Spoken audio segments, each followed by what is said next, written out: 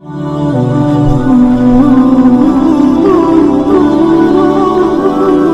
حدیث میں یہ بات ہے کہ حج کو وہی جاتے ہیں جن کو اللہ بلائے؟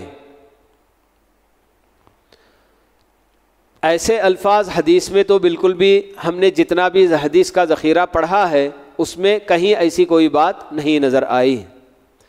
لیکن اتنی بات تو اپنی جگہ پر طے ہے کہ اللہ رب العالمین جس کو توفیق دیتا ہے اور جس کے لیے یہ کام آسان کرتا ہے، چاہے وہ حج کا کام ہو یا کوئی بھی دوسرا نیکی کا کام، اللہ تعالیٰ جس کے لیے وہ کام آسان کرے گا اور اس کو اس کی توفیق دے گا تو وہی بندہ وہ کام ادا کر سکتا ہے۔ جیسے کہ ہماری اپنی شریعت کے دیگر بہت ساری دلیلوں سے یہ بات ہم کو سمجھ میں آتی ہے کہ دنیا میں کوئی بھی کام چھوٹا بڑا صرف وہی ہوگا جو اللہ چاہے گا۔ تو اللہ تعالیٰ جس کے لیے حج کرنے کے لیے آسانی پیدا کرے گا، اس کے لیے راہ ہموار کرے گا، تو ایسا ہی بندہ یقیناً حج کر سکتا ہے۔ ورنہ کوئی بندہ اپنی جگہ پر کتنی بھی تیاری کر لے، اس کے پاس سواری کا اور پھر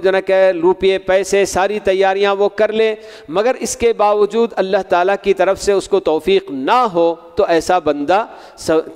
حج نہیں کر سکتا۔ اور جیسے کہ ہمیں یہ بات بھی بتائی گئی ہے کہ اللہ تعالیٰ سارے بندوں کی نیتوں سے بخوبی واقف ہیں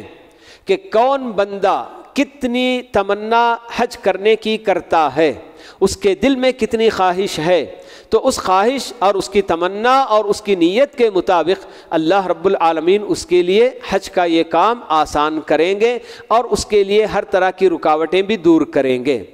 باقی جس آدمی کے دل میں ارادہ ہی نہ ہو، اس کے پاس بہت زیادہ دولت ہے، دولت کی کہ دولت کا انبار تو ہے، مگر اس بندے کے دل میں حج کا کوئی ارادہ ہی نہیں، عمرے کا کوئی ارادہ ہی نہیں، تو پھر ایسے بندے کو اللہ تعالیٰ کوئی توفیق نہیں بخشتے ہیں۔